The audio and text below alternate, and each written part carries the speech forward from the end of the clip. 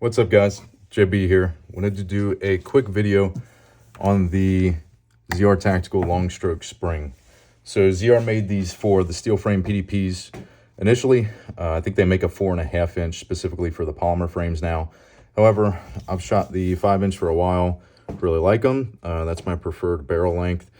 So I'd seen conflicting things a little bit online as far as whether these will work or not. ZR says they may work, they may not, but they market them for the steel frame specifically.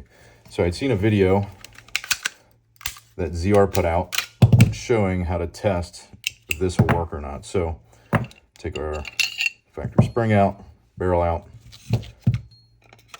put our slide on our frame, and what we're looking for is that the slide rather will clear the ejector there. You can see it's not rubbing, it clears, there's no issues. So the video that I saw, the only video that I could really find about it was ZR putting out a video saying, yep, if that works, it should work. So put one in and it worked. So I'm going to show you guys real quick how to put this in and then show you some other things I've noticed with it. So barrels out, springs out.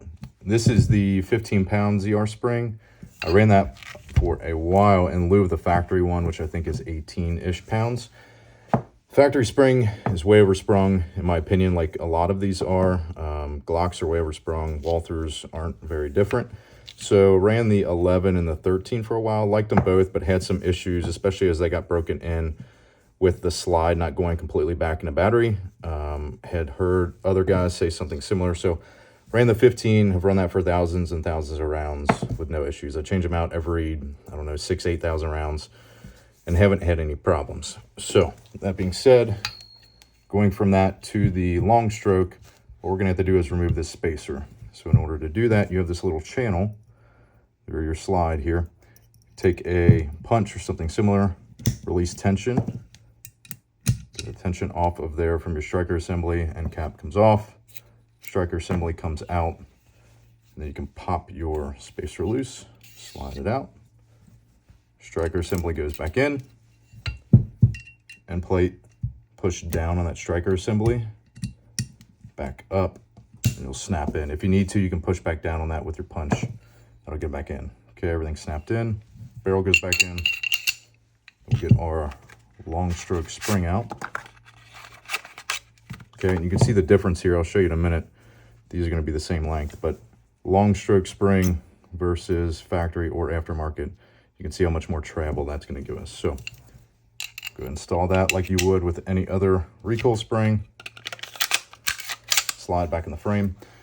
So what this gives us is, instead of the slide stopping right about here, we now have all of this additional travel, right? So what that feels like to me is, instead of the slide reciprocating and recoil, stopping, hitting a point, and then the gun rising, it just feels like your slide just reciprocates and comes back forward. For reference, I have two of these with a long stroke. I have a Staccato P, the Heritage, which is my preferred barrel length in the staccatos, and I have a Lucky 7 ported 5-inch PDP. Running them all back to back, like running 60 rounds through one, putting it down, 60 rounds through another. Running similar, running bill drills, things like that, getting times, actually writing things down. This is what I always come back to. The staccatos are cool. I really like them, but I can't get away from the PDPs. The triggers on these with that long stroke spring, I can't beat it. I shoot it the best. It feels the best in my hand. Keep in mind, a lot of that's going to be subjective, but that spring really changes this gun. I don't get super hung up on things once we get lower than the 18 pounds, 15, 13, 11, okay, whatever works for you. 15 was the most reliable for me and felt the best, but this it really changes the feel of that gun in recoil. It just does. I've put it on par as far as felt recoil or recoil impulse with my staccato. So other things to talk about with this, I'd seen a couple guys post about wear, specifically on their sear. So let's talk about that. Okay, OD frame has about 9,000 rounds on it total.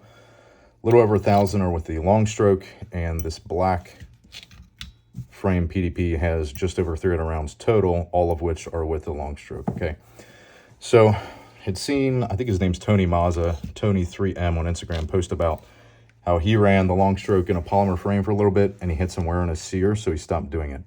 So I look at, you know, the rear of the sear here is where it would be making contact. So if we specifically look at, for whatever reason, this one tends to do it a little bit more, but you can see as the slide, there you go, as the slide travels rearward, your sear comes up just a little bit and it can make contact as it's coming forward. To me, that sear is under that spring tension and moves up and down. That's how it's designed. So the slide rubbing over that isn't any different than what it's experiencing. I mean, there's obviously more travel, but my point is comparing this with a little over 1,000 rounds, with this trigger assembly having 9,000 on it, plus, actually this came from another PDP and it had 10,000 in that. So we're getting close to 20,000 rounds on this trigger assembly, 1,000 of which are with the long stroke, to the black frame with 300 rounds long stroke. This trigger being pretty new, it looks really similar to me. I mean, I'm not gauging it, but eyeballing it, I don't see any excess wear. And then comparing these to other PDPs that I'm running, I don't see anything alarming. I don't see anything that stands out to me as being excessive or different than what's in these. So to me, that's a non-issue. One other thing that I did want to show is, due to that excess travel, and the main concern again is clearing your ejector there, right next to it, this little piece of polymer right here, I think you can see it, there is a slight little bit of wear there, right where this punch is touching, okay? However, that is the same from the first mag that I fired through this to 1,000 rounds later, okay? This little bit of wear is exactly the same, and this little bit of wear on this tab in the rear is exactly the same. If you look at the frame with 300 rounds on it, exact same wear pattern, everything looks the same. Point being, it's not continuously wearing down to where it's going to be a failure point. That slide and the components of it wore down that polymer just a touch to where it needed to make clearance, and it hasn't removed any more since. So to me, that's a non-issue. It's not anything I'm concerned about.